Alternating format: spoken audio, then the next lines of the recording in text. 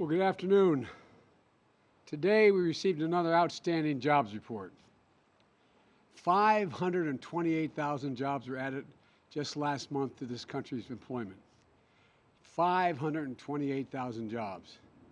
We have now nearly doubled we're almost at 10 million jobs. Almost at 10 million jobs since I took office. That's the fastest job growth in history. Today, we also matched the lowest unemployment rate in America in the last 50 years, 3.5%. Yes, 3.5%. Today, there are more people working in America than before the pandemic began. In fact, there are more people working in America than any point in American history. You know, what we're also seeing is something that just a few years ago, many experts said was literally impossible: the revitalization of American manufacturing. Since I took office, we've created 642,000 American manufacturing jobs in America. We've seen the biggest and the fastest job recovery in American manufacturing history since the 50s. And some people may have given up on American manufacturing, but the American people didn't, and I know I never did. That's why I made it, "Make it in America," that phrase, "Make it in America," the cornerstone of my economic plan.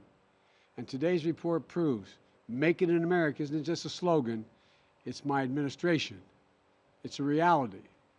I've also made it a priority to bring down the federal deficit. After watching my predecessor every single year increase the debt, the federal deficit, every year for the 4 years he was in office, I said no more. The days of exploding federal deficits are over, and I've kept my word. Just take a look at the facts. The deficit is down a record of $1.7 trillion this year. That's right, $1.7 trillion with a T. And that's on top of $350 billion reduction in the deficit my first year in office. Now, I know people will hear today's extraordinary jobs report and say they don't see it, they don't feel it in their own lives. I know how hard it is. I know it's hard to feel good about job creation when you already have a job and you're dealing with rising prices, food and gas and so much more. I get it. I literally can remember sitting at my mom and dad's dining room table and watching them choose which bills they're going to pay that month, because there wasn't enough money to pay all the bills. I get it. That's why I'm doing everything in my power to lower the cost for families. You know, we've seen some progress. Gas prices are coming down. They're down almost $1 a gallon from where they were just a month ago. And, you know, we're making progress. We now have more than 50 straight days of falling gas prices in this country. The price at the pump is now less than $3.99 a gallon in more than half of the gas stations in America. In fact, $3.79 a gallon is now the most common price paid at the pump in the country, $3.79. Well, we're not there yet. We're on the cusp of passing the most important step we can pass to help Congress to help us lower inflation, the Inflation Reduction Act. That bill will lower prescription drug costs by giving Medicare the power to negotiate for lower drug prices. Lower drug prices. That's something the American people have been promised for years, for decades, and we're on the verge of finally getting that done. The bill also keeps down health care insurance costs by keeping health care premiums for those on the Affordable Care Act down $2,400 a year. It'll make historic investments in clean energy security. The security of the country is at stake. We're going to save American families hundreds of dollars a year on paying their energy bills by allowing them to have money to invest, by allowing them to put in new windows and doors and solar panels and the like, and get tax credits for that. Also going to restore some fairness to the tax code by imposing corporate minimum tax of 15% on billion-dollar companies.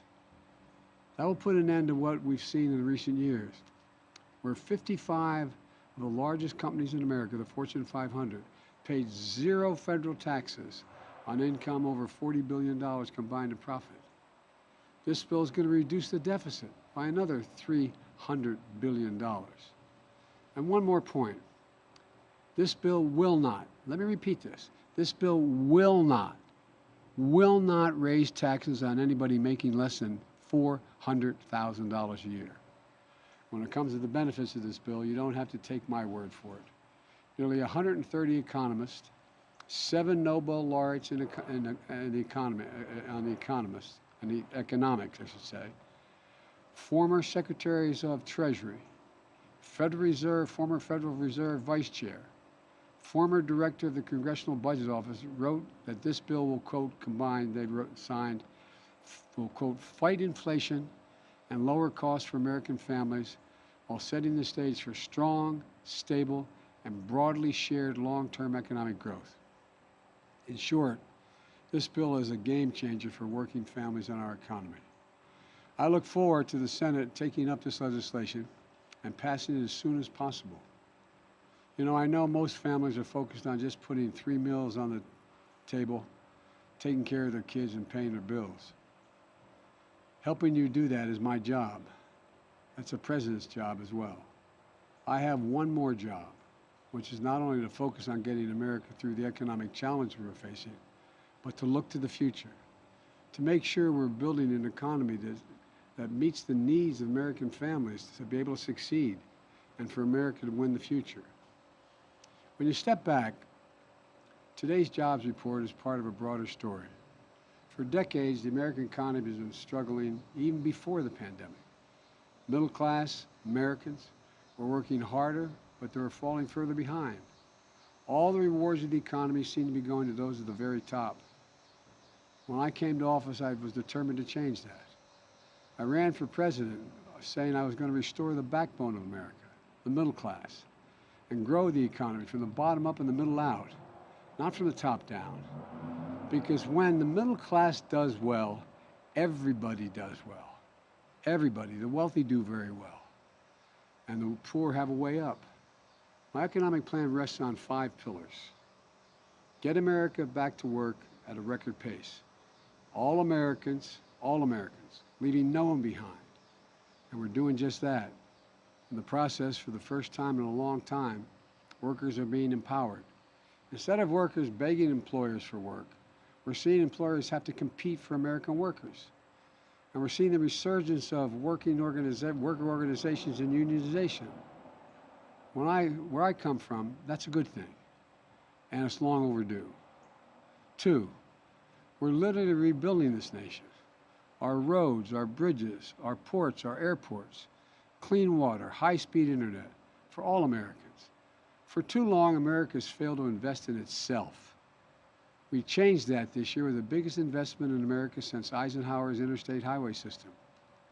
We're now committing to rebuild America, not just for tomorrow, but for the next decade. And that includes not only investments in things like roads and bridges, but investments in research and development, the next generation technologies from artificial intelligence to quantum computing to semiconductors. They're all going to remake the world.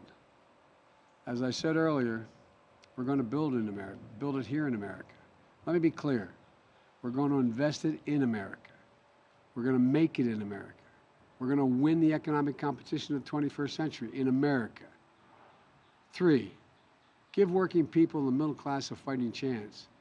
More than just a little breathing room, a real chance to get ahead by making their everyday things more affordable and accessible, like health care, prescription drug costs, energy, child care, education, housing, and so much more. Because when we lower those costs of all the necessary things, we improve their standard of living. 4, make our economy more competitive and less concentrated. When too few companies dominate a market, that reduces competition, drives up the cost for American consumers. That's been going on for too long. We need to give small business and entrepreneurs more opportunities and consumers more choices at affordable prices. The 5th thing, the 5th pillar, we're going to reward work, not just wealth in America, so that everyone pays their fair share in taxes. I'm a capitalist.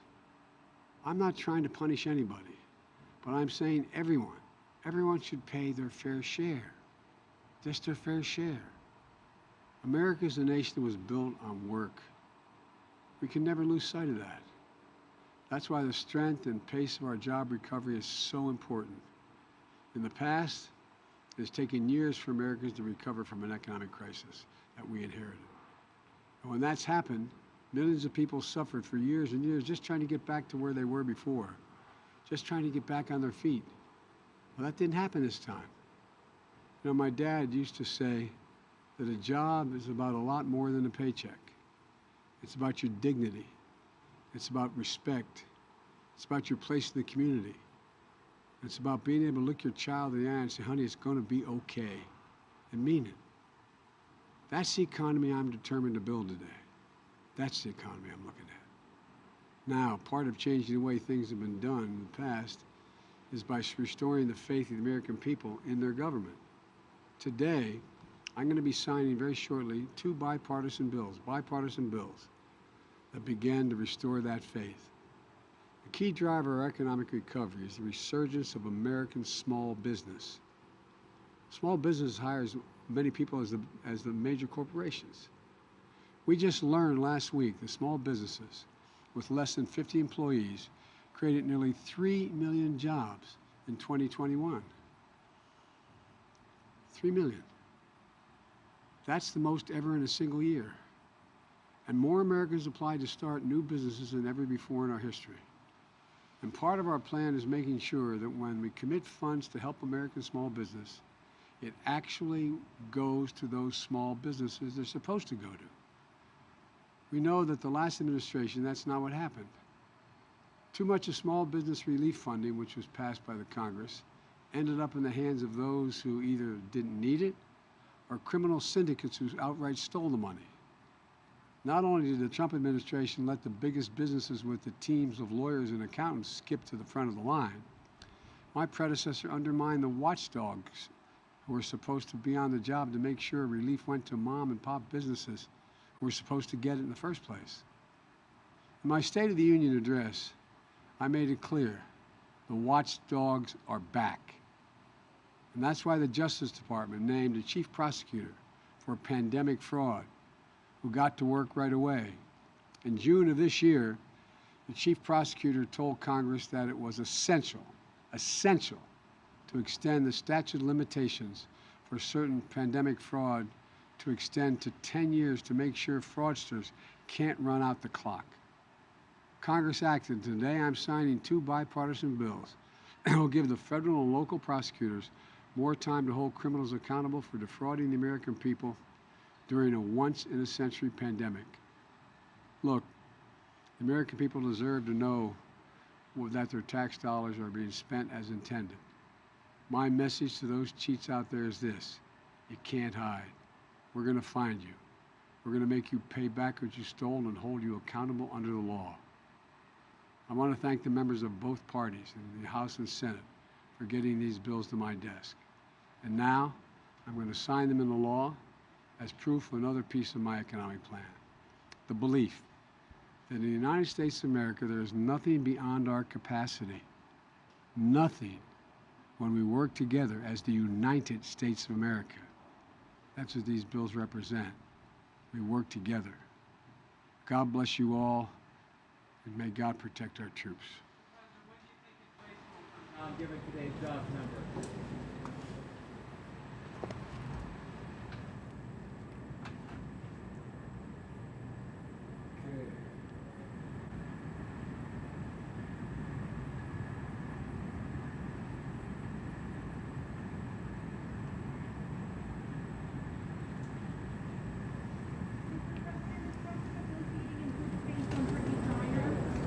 Just signed the Paycheck Protection Program, the PPP, and Bank Fraud Enforcement Harmonization Act.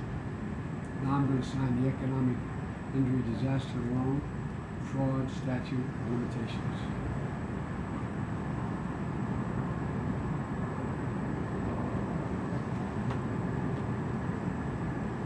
Yeah, thank you very much. I know it's hot out here for you all, but thank you. Can you give us a comment on Brittany Griner, sir? I'm hopeful. We're working hard.